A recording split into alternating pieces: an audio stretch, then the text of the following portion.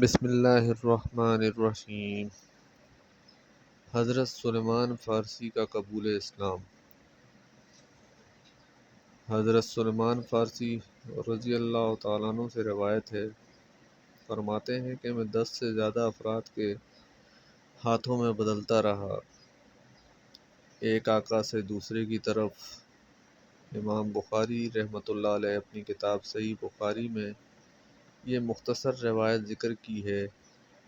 اس کی تفصیل حدیث کی دوسری کتابوں اور سیر کی کتابوں میں آتی ہے۔ حضرت سلیمان فارسی رضی اللہ تعالیٰ عنہ کے اسلام لانے کا واقعہ بہت لمبا اور طویل ہے، جو خود حضرت سلیمان رضی اللہ تعالیٰ عنہ نے بیان کیا ہے کہ کس طرح اللہ تعالیٰ نے ان کو ایمان کی توفیق عطا فرمائی۔ امام ابو نعیم رحمۃ اللہ علیہ نے حلیۃ الاولیاء اور خطیب بغدادی نے تاریخ بغداد میں جو ان کا واقعہ نقل کیا ہے وہ کم از کم 20 صفحات میں ہے، بہت ہی عجیب اور سبق آموز ہے۔ خلاصہ اس کا یہ ہے کہ یہ ایران کے ایک شہر رام ہرمز میں پیدا ہوئے۔ ایران کے عام مذہب کے مطابق یہ اور ان کے والد بھی آتش پرست تھے۔ اللہ تعالیٰ نے ان کے دل میں یہ بات ڈالی کہ آتش پرستی کوئی صحیح بات نہیں معلوم ہوتی۔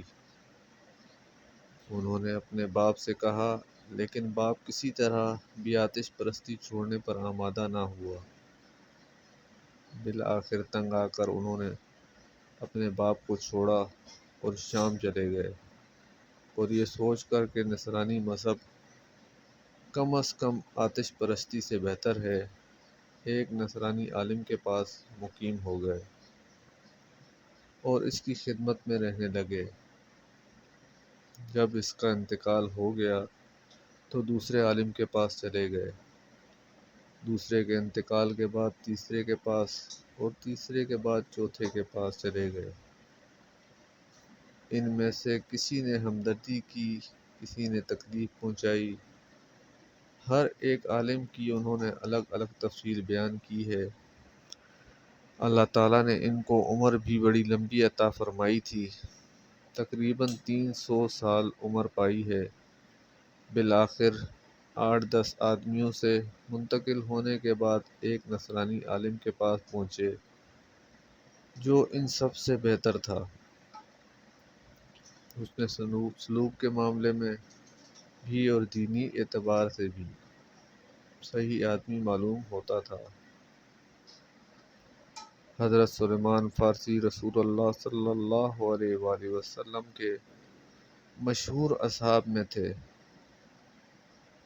ابتدائی طور پر ان کا تعلق زرتشتی مذہب سے تھا، مگر حق کی تلاش ان کو اسلام کے دامن تک لے آئی۔ آپ کئی زبانیں جانتے تھے اور مختلف مذاہب کا علم رکھتے تھے۔ حضرت محمد صلی اللہ علیہ وآلہ وسلم کے بارے میں مختلف مذاہب کی پیشن گوئیوں کی وجہ سے وہ اس انتظار میں تھے کہ حضرت محمد صلی اللہ علیہ وآلہ وسلم کا ظہور ہو اور وہ حق کی راہ پر اختیار کریں۔ نسبی تعلق اصفہان کے اعصب الملک کے خاندان سے تھا۔ مجوسی نام مابا تھا۔ اسلام کے بعد سلمان رکھا گیا اور بارگاہ نبوت سے سلمان الخیر لقب ملا۔ ابو عبداللہ کنیت ہے۔ سلسلہ نسب یہ ہے: مایا ابن بوغزشان بن مور۔ سلیمان فارسی رضی اللہ تعالیٰ عنہ ایک گاؤں روزیہ میں پیدا ہوئے۔ آپ کے والد کا تعلق زرتشتی مذہب سے تھا، مگر سلیمان فارسی رضی اللہ تعالیٰ عنہ کا دل سچ کی تلاش میں تھا۔ پہلے آپ نے عیسائیت اختیار کی اور حق کی تلاش جاری رکھی۔ ایک عیسائی راہب نے انہیں بتایا کہ ایک بچے نبی کی آمد قریب ہے، جس کی پیشن گوئی پرانی مذہبی کتابوں میں موجود ہے۔ اس با علم راہب نے اس نبی کا حلیہ اور ان کے ظہور کی ممکنہ جگہ بھی بتائی، یعنی مدینہ کے بارے میں بھی بتایا، جو اس وقت یثرب کہلاتا تھا۔ یہ جاننے کے بعد سلمان فارسی نے مدینہ جانے کی کوشش شروع کی۔ مدینہ کے راستے میں ان کو ایک عرب بدوی گروہ نے دھوکے سے ایک یہودی کے ہاتھ غلام کے طور پر بیچ دیا۔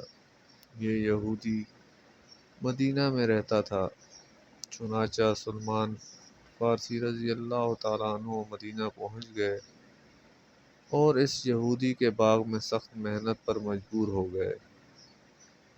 کچھ عرصے کے بعد انہوں نے سنا کہ ایک نبوت کے دعوے دار مکہ شہر سے ہجرت کر کے مدینہ آئے ہیں۔ سلمان فارسی رضی اللہ تعالیٰ عنہ نے ان کی خصوصیات سے فوراً پہچان لیا کہ یہی اللہ کے سچے نبی ہیں۔ انہوں نے مہر نبوت بھی ملاحظ کی۔ اس وقت انہوں نے اسلام قبول کر لیا۔ ان کو غلامی سے آزادی دلانے کے لیے رسول اللہ صلی اللہ علیہ وآلہ وسلم نے خود اپنے ہاتھوں سے کھجور کے درخت لگائے، جس کا مقصد یہودی کی شرط پوری کرنا تھا۔